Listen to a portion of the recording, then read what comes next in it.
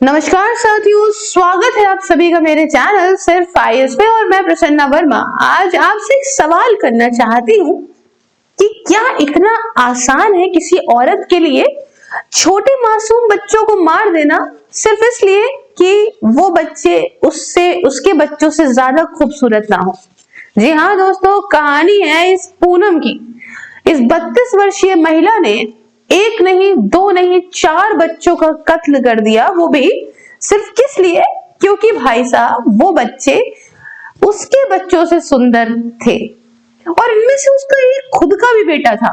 आइए चर्चा करते हैं। आप कहेंगे इस चैनल के अंदर क्या आप ऐसे मर्डर की मिस्ट्री बता रही है? देखिए, हम शॉर्ट्स में इसको कवर करते थे, पर ये ऐसी चीज है तो समाज में आपको बताना बहुत जरूरी है कि आपके आसपास कोई अपना क्या, कब अपने मन में क्या चीज सोच के बैठा हो, ये हम आप ही नहीं समझ सकते हैं। तो सावधान रहने की बहुत जरूरत है। दोस्तों, सुबह से ही एक चर्चा चल रही है, मतलब कल से चल रही है, एक ऐसे केस की जो हरियाणा का है और उस औरत को सीरियल किलर मॉम भी कहा जा रहा है। क्यों? क्योंकि खुद माँ है ये, खुद माँ होने के बावजूद भी मासूम बच्चों की हत्या करने वाली है। हत्यारन का नाम है पूनम। ठीक है, मैं पूजा कहने वाली थी। पूनम, आप देख सकते हो, Poonam jealous Haryana woman murdered son to avoid suspicion. आइए समझते हैं कि इसने करा क्या है और कहा क्या है। आप देख सकते हो, ये है आरोपी पूनम की शक्ल। इसमें से ये 4 बच्चे हैं जिनकी कहानी मैं आपको बताऊंगी। इनमें से एक दूसरा वाला 3 वर्षीय तो शुभम इसी का ही बेटा था। फिर आप 9 वर्षीय इशिका को देख सकते हैं, जिया 6 वर्ष की देख सकते हैं और विधि 6 वर्ष की, जिसकी मृत्यु ने ही खुलासा इसका किया है। तो आइए पहले समझें कि हुआ क्या है। दोस्तों, ये कहानी और किस्सा हुआ है पानीपत से, हरियाणा के पानीपत से, जहां पे पुलिस ने पता लगाया है एक ऐसी डिस्टर्बिंग सीरीज ऑफ मर्डर्स को जिसे एक औरत के द्वारा किया गया, जिसका नाम पूनम है।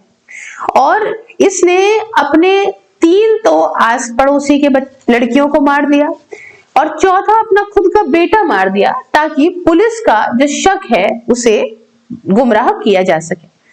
अब ये पूरी ही चीजें देखें तो बताती है पूनम ने खुद ही एक्सेप्ट किया है और ये आउट ऑफ जेलसी उसने काम किया है। तो पूनम कौन है? शक्ल मैंने आपको दिखाई, 35 वर्षीय औरत।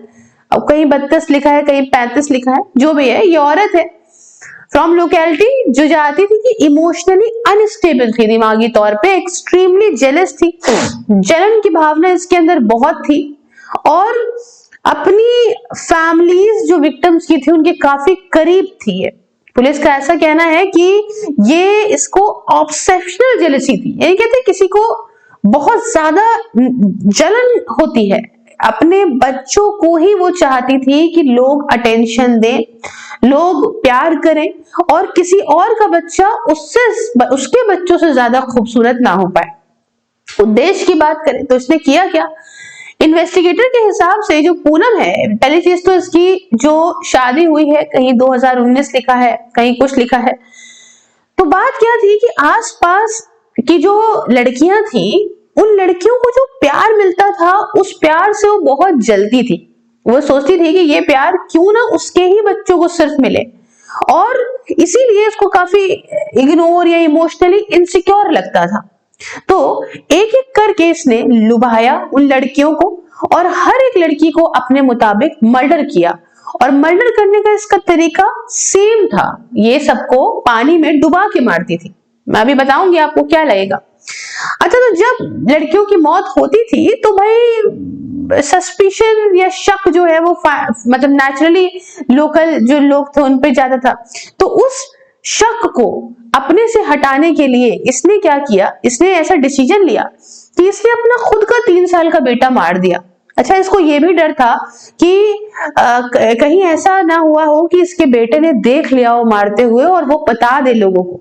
कहीं पे ये भी लिखा है और कहीं पे भी लिखा है कि बेटे को इसलिए मार दिया ताकि लोगों को लगे कि भाई नेचुरली सबकी मौत इस प्रकार से हो रही है, तो इसका भी बेटा मरा है तो ये क्यों मारेगी किसी और को, है ना?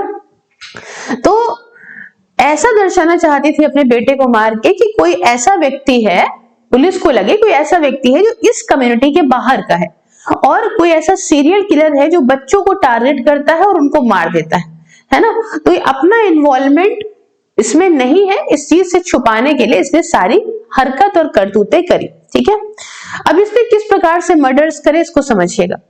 पुलिस की जो इन्वेस्टिगेशन हुई उसने दिखाया कि विक्टिम्स को उन्हीं के घर में ही फुसलाया बहलाया गया है और बॉडीज को डिस्पोज किया गया इस तरीके से कि ऐसा देखने को लगे कि जैसे रैंडम कोई किलर है, पता नहीं है।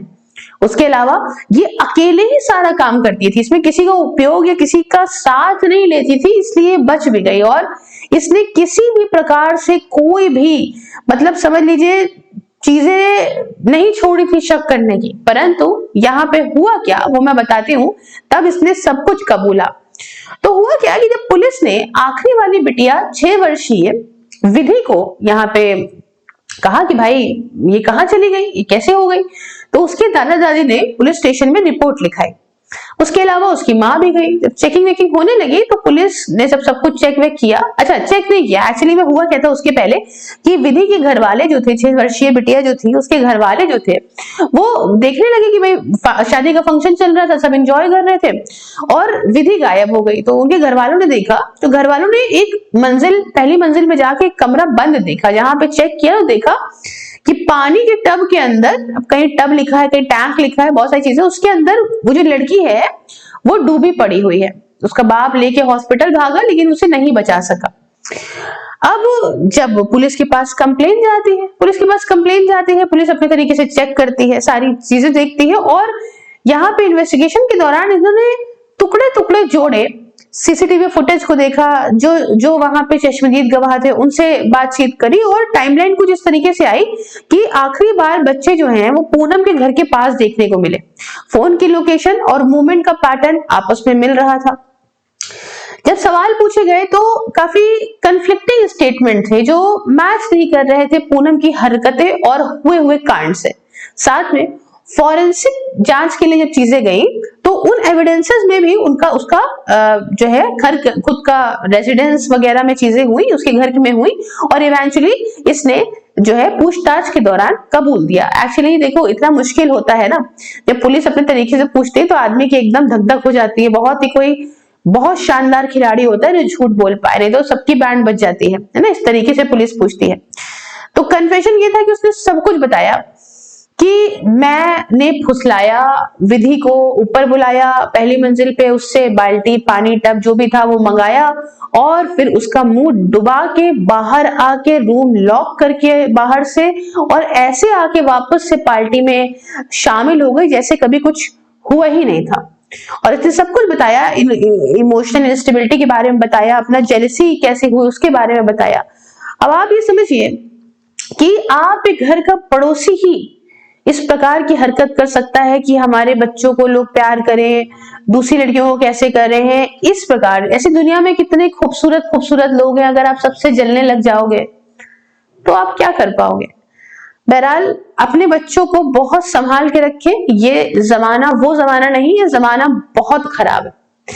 आई होप आपको समझ आया होगा, कुछ सीखा ही होगा आपने। मुझे कमेंट में बताइए अपने व्यूज और सिर्फ IAS को सब्सक्राइब करिए, इसी महीने कराने 25 दिन बचे हैं, सब आपकी जिम्मेदारी, आपकी इज्जत। साथ में स्कैन करके डोनेट कर सकते हैं आप सिर्फ IAS को। साथ ही 99 रुपीज पर मंथ में आप घर बैठे जाड़ा गर्मी हो या बरसात किसी भी एग्जाम की तैयारी कर सकते हैं। इसके रिगार्डिंग आप मुझसे बात करिए 9919785532 ऑन व्हाट्सएप एंड @सिर्फ IAS सेल्स ऑन टेलीग्राम पे। दोस्तों सभी सोशल मीडिया के link including WhatsApp are in description box.